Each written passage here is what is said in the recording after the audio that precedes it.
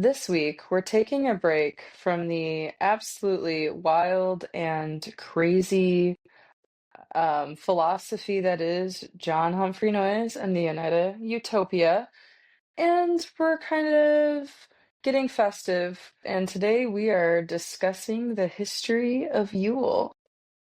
Welcome to Who Are You? Curious Stories of Family Lore.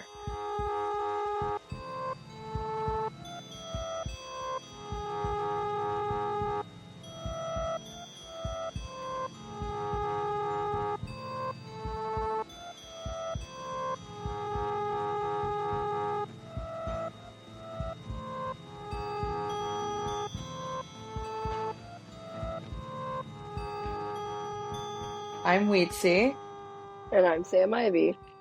and this is Chawnsworth, my cat. John's Wiggle with. Yeah, so if you guys have been listening, it's a good palate cleanser. So if you still want to hear our wonderful voices, but you don't want to hear about Mr. Jonathan, his name is not Jonathan. It's just bless Sorry. you. Jonathan Humphrey Noyes. It's not even that. It's just John. They didn't even name him Jonathan. J Hump Noise. I had no. That's hilarious. I guess like in another alternate universe, he could have been a DJ. He probably would have had a following just as loyal if he was good, you know? But he wouldn't have had Yeah. to like no, I guess like he wouldn't have been able to manipulate his sister, into having sex with him for God if he was a DJ. But anyways, we're getting sidetracked. We're getting sidetracked. We're here to talk about Yule, not that guy. We're taking a break. Um, I guess like for the first time we have some business before we get into the bonus episode though. Yeah. Sorry. So this is really gonna you good over there, man? Yeah, it's okay. Meanwhile, Sam is just hacking up both of her lungs, not just one. Um, we are going to have a giveaway, kind of a contest giveaway. We're still working out the details. We kind of mentioned it a couple episodes ago, and we were like gonna have you guys count Oneida, like count how many times we said Oneida.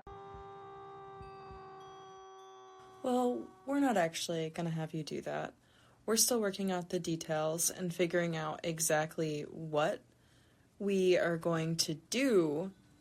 We know what we're going to give away, so stay tuned for that. And also, this is post-production, Weetzie, speaking to you after realizing that I never explained the rest of the giveaway because my cat Charney started purring into the microphone. So instead of cutting that part out, I'm just going to play it next. So anyways, yeah, stay tuned for that giveaway. Happy Yule. Probably definitely hear Charney purring. You gotta That go, bad, Charns. honestly. Sorry, Charney. But she's like right in the mic though, so I'm wondering if like it's gonna pick it up. If you guys just sat through Charney purring, I was petting her. And now she's angrily walking away, doing the thing cats do with their tail when they're like, A little whatever. pissed off, like today. It's like, wow, you don't love me. But I do love you, actually. Um, so yeah, I've always kind of when I say Yule, I'm sure a lot of different things come to people's mind when they hear Yule, but we wanted to get in the holiday spirit today, and in the holiday spirit, I think doing our first giveaway for especially people who listen, like there are people who listen at midnight when the episode comes out. Like there are people who marathon listen to us, and I just have to take a second to say thank you because we got recognition from Spotify. We got recognition as one of the top new podcasts for the amount of time that we have been out. We don't have a huge following, but for the amount of time we've been, making episodes and the amount of people that religiously listen is really, really cool. So thank you all for listening. And we wanted to show our appreciation by doing that. Yeah, dude. Thank you, Cam. We appreciate you all. Exactly. So let's get into it. Let's jump right in. We are going to be really focusing on Yule as a collaborative existence, not just really, I guess it's from its origins, but it's from a narrow view of its origins. So since this is Who Are You? And it's a family lore podcast where we're looking into our family history. Um, I thought I'd focus on some of the origins from the Germanic Europeans, the ancient Germanic and Nordic peoples. So Okay. I'm like 9% Norwegian. I'm like 15% Danish. I'm There's some Welsh in there. There's some basically, long story short, I'm like 25% of all of these things combined that makes up Germanic and Nordic people.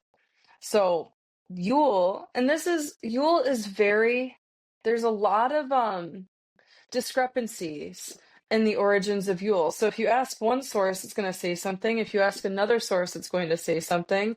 But the key with Yule is it's a winter celebration, and it starts in the coldest time of the year, and it's Mhm. meant to celebrate the light returning. So it's very calendrical, it's very moon phase centered, and it was meant to celebrate and honor the gods for that reason. And so it's also called the Midwinter Festival, even though December 21st is also the official start of winter. But depending on where you were, it didn't necessarily mean that it was cold up until that point or whatever. So a lot of this information is from pagankids.org, as well as, where was the other one? jolablot.com/, the origins of Yule. And I'm going to probably mispronounce a lot of these words that I say, like that right there, Jolablot. That's a different language. It's Norwegian, or I'm not even sure, Nordic. It could be Norse, or Germanic. I'm not sure, but it's the different way to say Yule. Okay. So Yule Yule is essentially the derived from practicing mythology, and it's derived from mythology and religions. So it's a Okay. culmination of word of mouth traditions derived from those things. So when I say mythology, specifically the ancient Nordic mythology. And we'll get into like a little bit of those gods and stuff. Everybody's heard of them probably if you like superhero movies. Um, a lot of the Yule traditions are also inherited. So they're passed down word of mouth, or they're just done. So I can think of things that we just do in our house, like hanging mistletoe up at all of the doorways. That's folk magic. That's a Hmm. spell right there. Um, I don't know what it means. I don't know I think mistletoe means protection and fertility. Um, hanging up of wreaths and garlands, Hmm. and attaching light to that. Evergreen is protection. Adding lights calls the spirits home. Is your cat attacking you right now? Sorry. Sam is currently Sorry. being absolutely viciously attacked by the Yule cat. The Yule cat's actually a black big cat, and he eats bad children, but he comes later. Mine's a big orange pussy and he just likes to destroy my feet. Wow. Okay. Moving on. Just kidding. Mufasa. Um, so obviously, depending on where you're from and where your ancestors come from, it's going to change how Yule is celebrated and what some of those really specific traditions mean. We're both being like attacked by our cats in various ways right now. Me, through love, like she just wants love and affection. Yours wants to maul you to death. It's very Just like different. laying by my feet and then grabbing them and then just biting my legs. Like, not a So Yule can be traced back to the 4th century, and its name depends on the region in which you're looking. In Norway, this is where I'm going to butcher the names. It was called Jule, Jul, or it might be Joel. In Finland, it looks like it was Jolu, and I'm going to put these up on the screen if I make a video, but if I don't, in Norway it's spelled Jul. In Finland, it's spelled Joulu. So Jolu. Mhm. In Iceland, it's spelled Jol, but it has a little on the O, the little so it's like a, I don't know how to say that. And then Germany, it's that, but it's also Julzeit. Julzeit. All of these words basically mean Yule, but what Yule means or is translated to has been kind of like, they're not sure. It means wheel, it could also mean festival, but it also could mean sun. But essentially, I look at it like Yule doesn't have a direct translation. It goes back to the essence of the tradition. The word of mouth Mhm. things. It just is. It's all of those things. It's the festival to honor the return of the sun. That's beautiful because we've been living in darkness. Um, December 21st is the winter solstice. It is the day, and I guess it changes from year to year. Last year and this year, it is the winter solstice. And it is the longest time of darkness, and then the Mhm. days start to get longer again. So the roots can be dated back to the Viking Age in Norse mythology. And the Viking Age was 793 AD to 1066 AD. Uh, I don't know actually if God it's damn. AD. 1066. Doesn't say AD after it, so I don't know. It's probably, I don't know how that time works like that. I'm not a history major, I'm an art teacher. So I don't know. But anyways, when I say Norse mythology, we're talking gods like Odin, Thor, Freya, Loki. You should have named your cat Loki. His name was already Klaus. Oh, Where I really? got him. Yeah. That's Well, hilarious. they said Claus, but it looked like Klaus. Yeah, well, There Klaus is you go, also fitting. bastard. And then when they were practicing this Yule, they didn't call it Yule.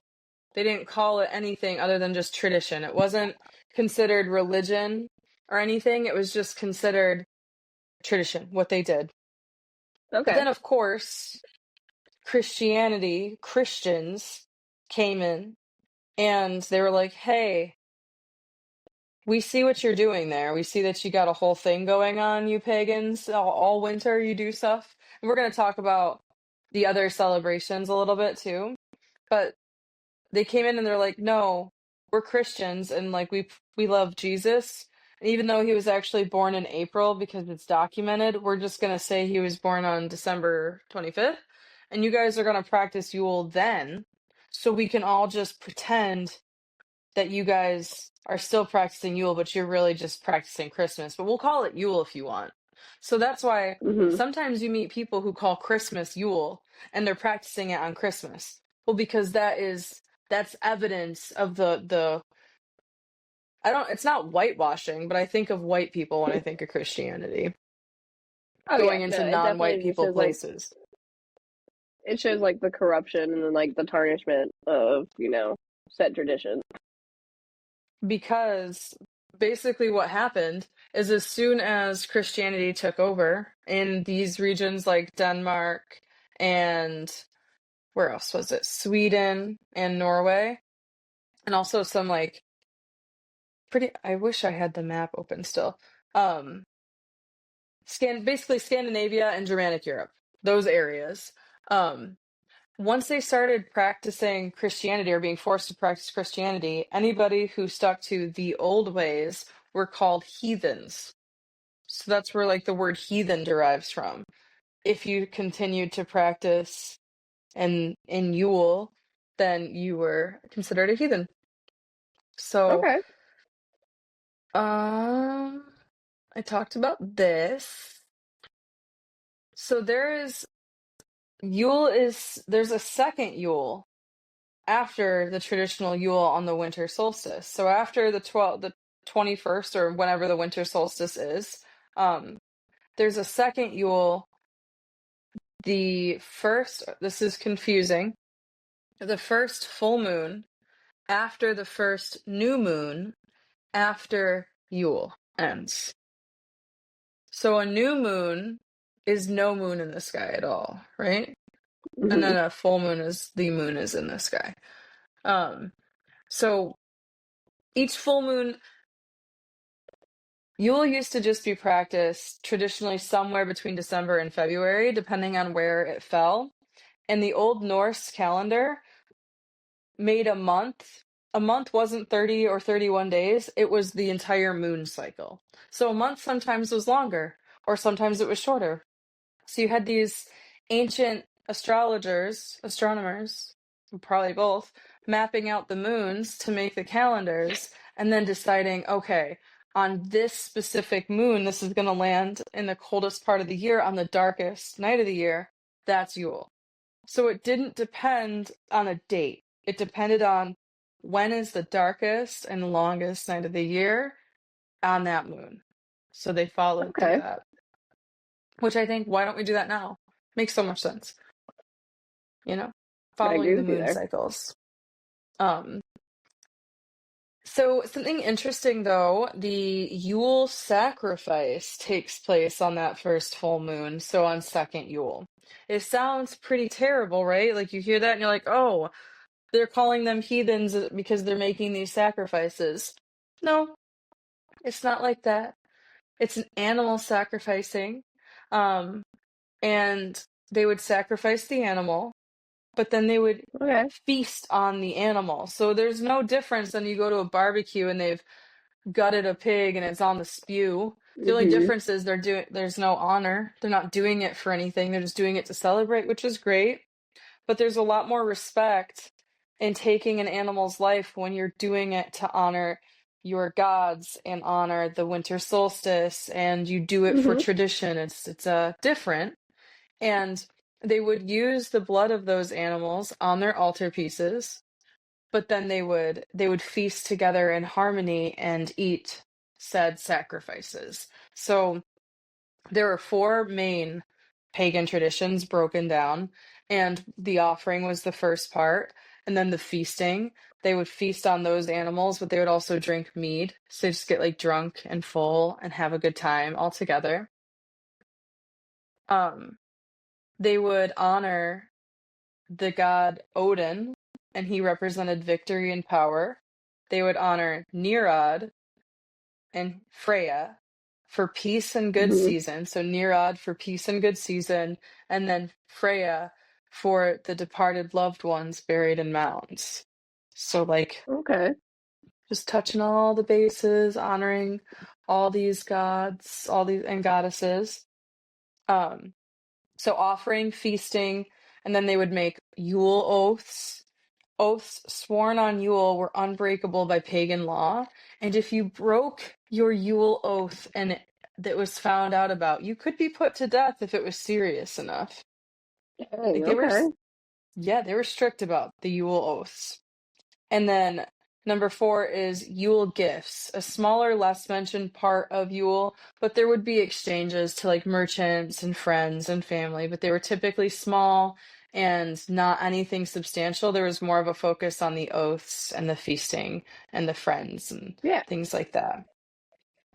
And a little fun fact about the origins of a Christmas tree, there's a ton of different origins potentially, but it's believed that back in the Viking Age, to keep warm, you would actually have to chop whole trees down and drag them into your house so you could chop them up into logs to get you through the winter so you could slowly burn them. So that's the Okay. first idea of Christmas trees being brought into the home. But then slowly, obviously, like they began to be decorated, and we'll talk a little bit more about the 12 days of Yule, which is not necessarily a modern day invention, but it's like all the oral traditions and things that were passed down compartmentalized into days so that you can do it. And I'm Okay. not exactly sure when the 12 days of Yule became a thing, but from what I was like looking into, and again, I'm just glazing the surface. There are people who know a lot more. We're just touching the very, very surface. But those are like the four main things of Yule. Um,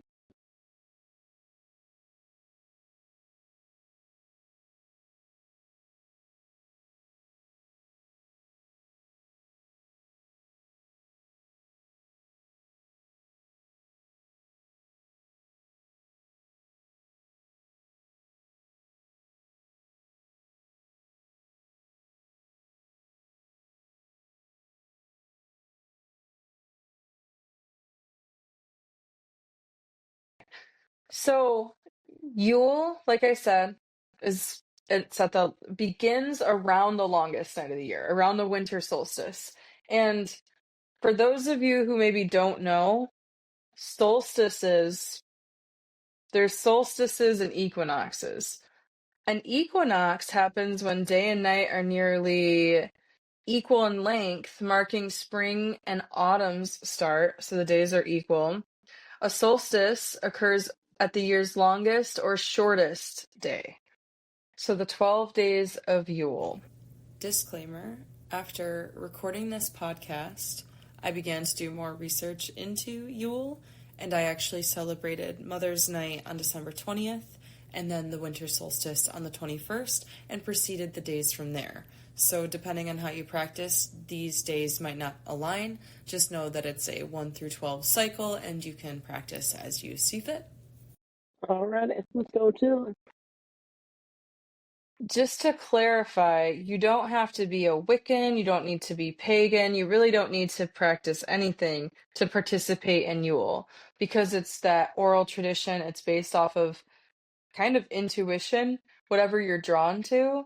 And as with all ancient traditions, if your ancestors were doing something in repetition and passing it down, it's going to be a part of who you are. It's going to be inherent to who you are. So, um,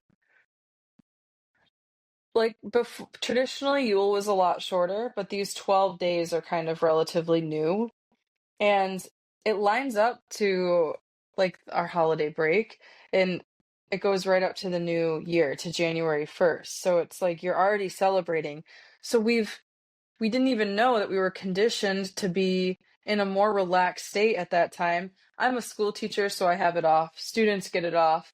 Not everybody gets that, break off, but I do find it very interesting that it is aligned with the federal and school calendars in our country when Yeah, we're a that's Christian, very quote ironic. unquote. Yeah. Christian country. No, that's not even true, but like I guess I don't even know. It just feels like that's what people expect you to be. And when you're not, they're kind of like, oh, okay. But I don't know. Mm-hmm. Each of the 12 days, it starts from December 21st to January 1st, and each one is significant for a different reason, and they're meant to help you shift your focus to specific things to be fully rounded in gratitude and grounding for the start of the new year. So as the light is returning, you are returning to yourself, and you are doing this Okay. reflection. And December is a time of stillness, and there's a lot of death and darkness, and it's been lit up by these traditions to get us through those darkest times. So it's meant to Okay. fight that darkness. Um, Day one, Mother's Night, December 21st. So the first day of Yule is Mother's Night. This is the night to honor all of the females you know, the female deities, particularly Frigg and Dicer and protective female ancestors. Dicer, I'm not sure how to say these.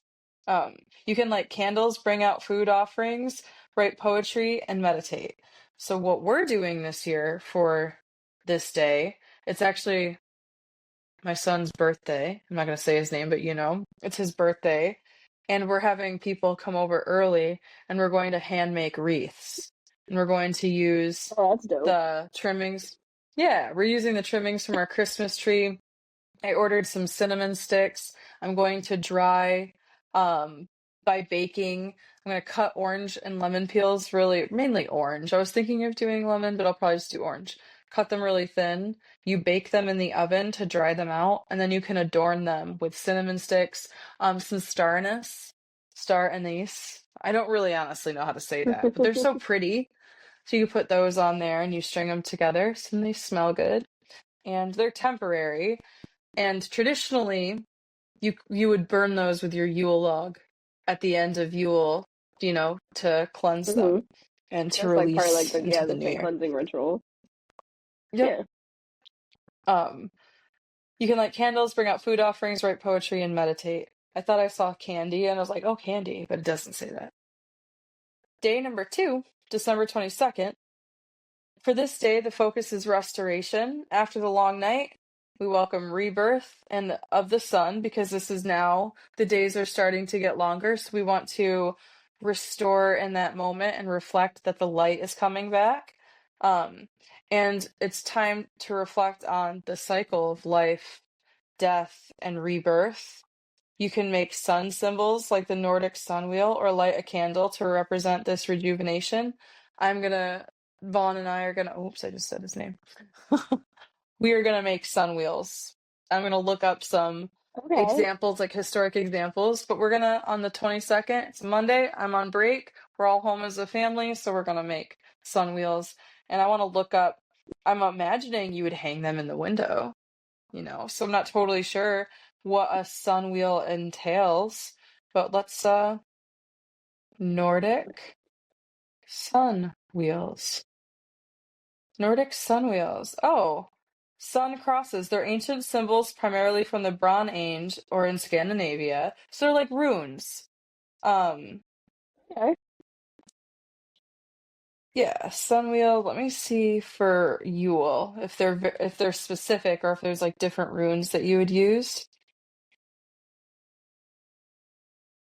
Oh, nope, you just kind of make like a wheel. It doesn't really matter, but they kind of look like trinkets. So you could whittle this Okay. out of wood. I guess you could paint this, maybe you could paint them. But these all look like they're crafted out of something. You could even make a sun wheel out of a wreath, like a little mini sun wheel wreath and hang it up. But oh, these are really pretty. So you can also, it looks like you can take offerings and put them in the shape of a sun wheel on your altar. So like you could put That's cool. oranges and you could put Yeah. sage and other dried herbs and other candles and create a sun wheel on this day of rejuvenation and light those candles as almost like welcoming that sun back. So um Yeah. very different ways you can create a sun wheel. So that's very cool. Day 3 is December 23rd. On the third day, you celebrate family, just a family day. Um, traditionally with a meal, but if you're celebrating alone, you focus on expressing gratitude for the relationships you cherish, both physical and spiritual. And there are ways to do that, but silent reflection, um, if you are alone, but we're gonna make a big meal. We are also making a big meal on December 21st because we're having people over for his birthday. And so we're kind of combining Mother's Night with family night. So day 3 because we're doing the feasting Okay. then. Day 24, Christmas Eve. I want to take a second to just say I remember the energy of this night as a kid. We didn't even know we were practicing this when we did it. So, December 24th, this is the day of the wild hunt, a day to honor the spirits and ancestors who roam the earth during the longest nights. It's a good time to reflect on Odin, the Norse god often associated with Yule and the wild hunt. You can leave offerings like bread or apples for spirits at your doorstep. Sorry, just had a memory of my mom, and it hits me so hard because it's like one of the most magical memories I had. And this is the week that my mom died, also. So today was the day that I got the phone call that she collapsed. And right now, 6 years ago, I was just trying to get a plane ticket home to say goodbye to her. So, um, Yule, the beginning of Yule has a whole different meaning for me. And when I read about this, the offerings, leaving bread or apples for spirits at your doorstep, there was this one year, we did this every year. We left carrots out. We would leave, sometimes I would make little dolls and leave them out. And mainly we would leave carrots, but sometimes apples. And one night we set them out and we were going to bed and we were walking up the stairs and I heard jingle bells, like some sort of like like this magical sound, and I turned around and I said to my mom, "Oh my gosh, is that Santa?" Because we called, Santa Claus. Practiced Christmas, not Yule, but we have some of these things that trickle down. And I just remember feeling this like wild, like, oh, the reindeer are outside. They're outside, like feeling like we have to get to bed. If we don't get to bed, they're gonna leave. Like this wild, not like a wild hunt in this way, but that energy, not knowing that energy that I was feeling as a kid. It was the most magical day of the year, every year, leaving those carrots out on that doorstep, never knowing we were participating in the wild hunt. Just That's so. why. That's crazy. And it's funny too because I used to leave carrots and stuff out, but I used to leave them like with the Santa Claus cookies. So that's another part of it, though. So leaving cookies out, that originates from the Wild Hunt and Yule and ancient paganist culture. Like, we are leaving an offering out to a god or a spiritual entity in hopes that we will receive something. Like, it's the same exact thing, it's just worded differently. Um, and the Wild Hunt, basically, spectral riders are just out. It's almost like the mischief night, or the day before Halloween, All Hallows Eve. It's kind of like that, but the wintertime version, Okay. where if you're roaming the earth, you're um Odin is like galloping across the sky, portending so war, disaster, like storms, associating with storms, the dead, supernatural chaos. The This idea that they're just out roaming, just hunting. I don't know what they're hunting. That's what I'm trying to figure out right now, because that was something that I didn't really think about. Um, what is the purpose of the wild hunt? It's a procession. So the purpose of the wild hunt is a procession. It's like a parade led by Odin, or a god like Odin, or any sort of spectral king, depending on your where you practice, whose aim ranges from guiding souls, like collecting souls, punishing the wicked, gathering souls for the afterlife, or invading worlds for more power, which has been they've taken that narrative in pop culture and created series, like different series and stuff. But traditionally it's like if you die on Christmas Eve, the wild hunt is going to come and they're going to lead you to the afterlife. It's kind of deal. Got you. They're Okay. collecting souls. So yeah, That makes more sense. yeah, just really emotional. And then we have Christmas, day 5, traditional Christmas. Here, I say traditional, but in whose tradition? But for ours, I guess mine. The 5th day of Yule celebrates community and giving. So it kind of see why they were like, oh, the 5th day of Yule, community and giving. We're just going to all give gifts. We're going to call it Christmas. So it's a great day to reach out to friends, neighbors, or coven members, if you're a witch, and share small gifts, food, or simply kind words. So it's not even about, see, Christmas has been turned into this capitalist buy more, get more, fill Mm-hmm. your tree. Oh, look, oh, you're going to buy a gift, you got to wrap it. If you're going to wrap it, you got to put a label on it. Well, we've already done all that work, so now you might as well get a ribbon. But you also need tape. Don't forget the tape. If you don't have tape, you can't keep it together. So it's like, it's become a shell of what it used to be. We've been lost away from this tradition. And then day 6 is spiritual renewal, lighting candles and bringing blessings, cleansing your space, refreshing your altar. So Yeah. mostly thinking of this, the day 26 is you just opened up all these gifts the day before, right? Traditionally. And the house maybe is Mm-hmm. messy and you're feeling like the weight of that. So now it's time to clean. Now it's time to cleanse and just renew. Um, Day 7 is the day of wisdom, where people usually turn to whatever spiritual practice they do, and you spend time honing in on your spiritual practice. So for me, sitting down and practicing tasseography, but also something I recently learned about my ancestry is I am Nordic. I didn't think I had any Norwegian within me.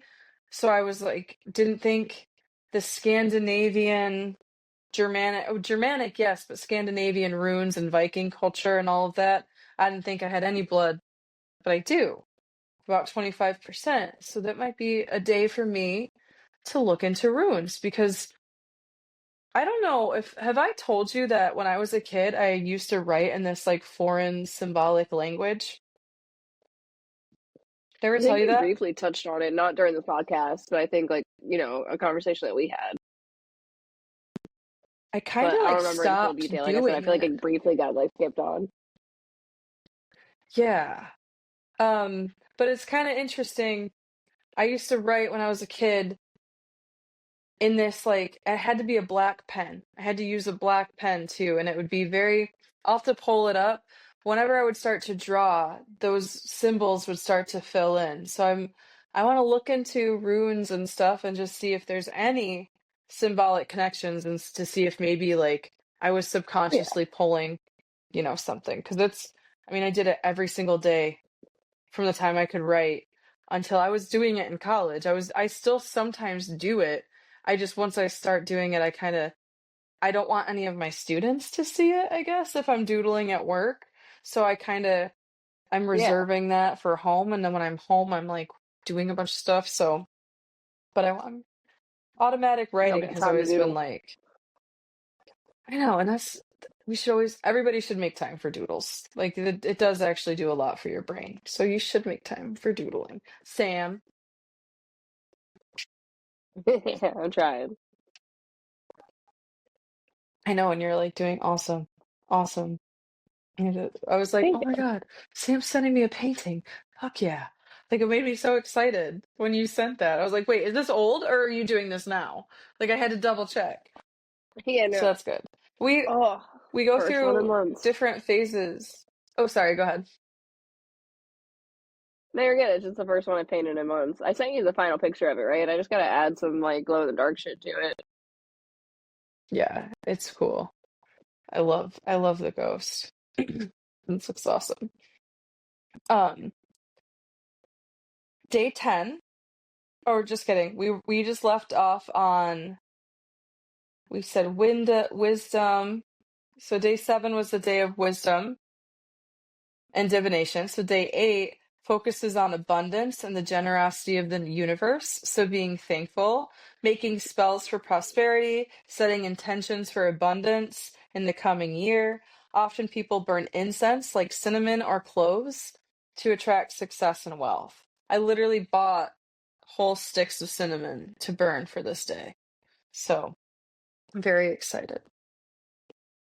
December 29th, or the day 9, the day of strength, encourages you to honor your personal power. Um, Basically, focusing on yourself, the challenges that you have faced and overcome. You can keep a journal for all of these days too. I think that is something that this isn't written anywhere, but if you keep a journal and you write down these intentions every day, you can burn them on the Yule log at the end of Yule to set your intentions free. Okay. That's what I'm going to do. Um, the day of strength also focuses on Thor, the warrior of spirits of your ancestry, to empower you. So I never knew that about Thor, that he was the spirit of ancestries or ancestry. So where we left off was the day of strength, where you are calling on Thor, the warrior spirit of ancestry, to call on, your ancestors to empower you. So I'm very excited about that. And you can go far beyond what we're telling, like what I'm Yeah. going over. This is just kind of glazing Scratching the over, surface. and then you can do further reading. Yeah, yep. Day 10 is the time to honor protection, making protective charms or talismans, smudge your home. But the thing about smudging your home, you should only do it if you're indigenous to a culture that smudges. And I don't know what that means. So I'm not going to say smudge, but cast a circle to shield your space from negativity, focus on positive energy that you've had since the start of Yule. So any way that you cleanse your space. Day 11 is December 31st, so like basically New Year's Eve, and it's Hmm. literally meant for celebration and joy. So you get out there and however you celebrate, however you experience joy, um, partying, drinking, sparklers, Reflecting. lights, dancing, hanging out at home, whatever, you know. And then day 12, the final day of Yule, is the day of renewal and new beginnings. Reflect on the transformations that you went through, writing down goals for the new year. So, New Year's resolutions. Well, that right Hmm. there, that's an ancient pagan tradition, is writing down your New Year's resolutions. Well, those are Yule oaths. That's all those are. Um, Okay. Making a Yule log is another thing. You ever heard of a Yule log? I've heard of it, but I thought it was just like a piece of wood. I didn't think it was anything special. I thought it was maybe a type of tree. So it is a log, and it's a variety of things. So it is a log, but what you would do with that is you decorate it with like dried oranges, cloves, cinnamon, so things that would provide protection, prosperity, um, abundance, luck, love, fertility, all these different things. So holly leaves, mistletoe, sage, Okay. basil, so dried herbs, decorating this, making it look beautiful, setting it on your table as a centerpiece, which as soon as we're going to make a Yule log, I don't know when you're supposed to make a Yule log, probably before Yule starts, and then you keep the Yule log all Yule. I actually don't know. This is the first year that we're actually practicing it. We're mixing Yule with Christmas. Truthfully, we're doing both. We're kind of making our own. Um, but you burn it on the final day of Yule. So on January 1st, you make a fire and you burn that to start the new year. Beautiful. And that's gonna smell good because you put all those like cloves Mhm. and stuff on it, so then it makes your house smell so good. But it could also be a cake. So for my son's birthday, I'm gonna make a Yule log cake, but he's gonna get his own special like monster truck cake. But I'm also gonna make like Aw. a traditional Yule log cake, which is a roll cake Hell that you yeah. can decorate to look like a log. So that is my not so brief overview of Yule and its basic traditions and how you can start celebrating it. But definitely, you want to do more research. I don't know. I'm new. I'll keep you posted on what I do, though. Hell yeah, man. I mean, it's nice to see that there are many things that are very similar and more common modernized traditions compared to like what was previous and where the ancestral traditions were like, designed and rooted. Yeah. Yeah. So, lighting a Christmas tree, you're just honoring ancient gods. Um, There were so many other things. Like I've been seeing a lot of posts on social media that are like, "Hey, did you know that these are actually like ancient pagan things that we're doing while you're practicing, Christmas traditions and putting lights out. That's to honor ancestors and Hmm. decorating a tree in the name of some random god or, spectral being that's going to come and give you something, like leaving out offerings. The wild hunt, that just really got Yeah, me that because one's that was crazy. something that we did religiously. Well, do you have any final thoughts for the listeners slash potential viewers if I made a video? Um, Final thoughts would be, like we said in the beginning, keep a eye out for that giveaway because you're not going to miss out on our first ever custom welcome to the fan packages.